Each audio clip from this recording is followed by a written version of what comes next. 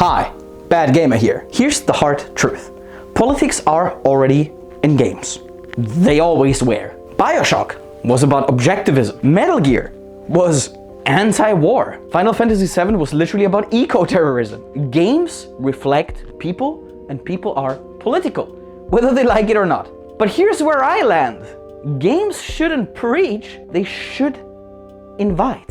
They should ask you to think, not tell you what to think. Because the moment developers or players start treating art like a manifesto, we lose what makes games truly powerful. You know, that messy, emotional, personal space where you can explore without being told what's right. Anger, celebration, confusion.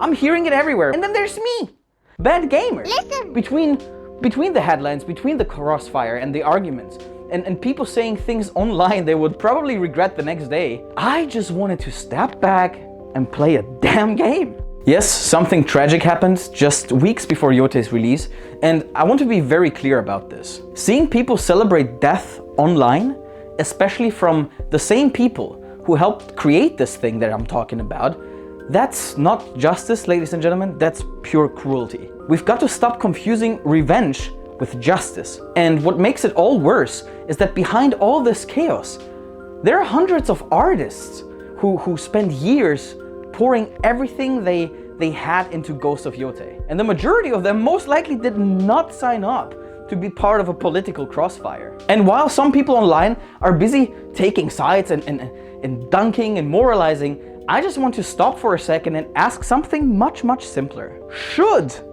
politics be in video games? Yes or no? Okay, first of all, a little bit about Ghost of Yotei. Ghost of Yotei is the kind of experience that makes you forget what time it is, okay? It lets you forget what day it is, maybe even what planet you're on. It's really good. It's a great game. I spent my weekend playing the shite out of Yotei. Every swing and every little gust of wind when you follow it, and every quiet moment in the game. The combat flows very well. You know, the lighting sometimes hits perfectly and it feels alive, and the world feels like it's whispering stories everywhere, even when you're standing still. A little nitpicking right here. What I don't like is that when you switch weapons, that sometimes the katana just spawns in your hand, and then you have the kusarigama and then she swings it. I wish there would be a little more animation, but that's the only thing about combat that I would nitpick. Now back to the interesting part.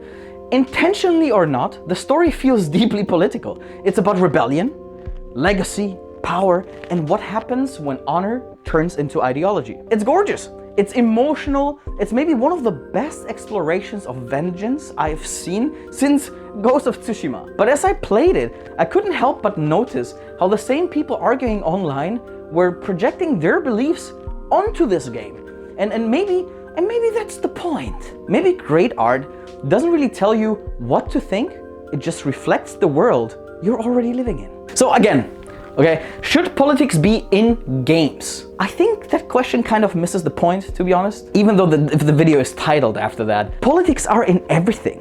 In what stories we tell, who we choose as heroes, and who even gets to make those stories. But a great game doesn't preach, it shows. Even knowing all the backlash, I didn't feel like Ghost of Yotei is shoving any agenda in your face. It trusts you to think and to feel. It's full of moral tension and cultural weight, but it's also just pure fun. It's such a fun game. That's the balance, you know? The game doesn't have to tell you what's right. It just lets you live in it for a while. And that's what I really wish more people remembered when they start arguing online. You can talk about meaning and symbolism, representation, you know, all of that matters, don't get me wrong. But don't forget that behind it all, someone made something beautiful for you to experience. So yeah, don't celebrate death, don't glorify violence, but also don't be afraid to talk about what it all means. Because if we stop talking, that's when games stop being art. Now, if you made it this far to the video, thank you so much. I would highly appreciate if you could like, subscribe, you know, this whole YouTube ritual. I don't want this video to tell you what to believe. I just want to start a conversation, which I usually do in my videos. And I want to see if I'm the only one thinking a certain way, and I want to mainly hear what you guys think. That's why I make these videos. Anyway, that was my weekend. That's how it looked like. And now, excuse me, I've got a few more bounties to finish. Bad gamer out.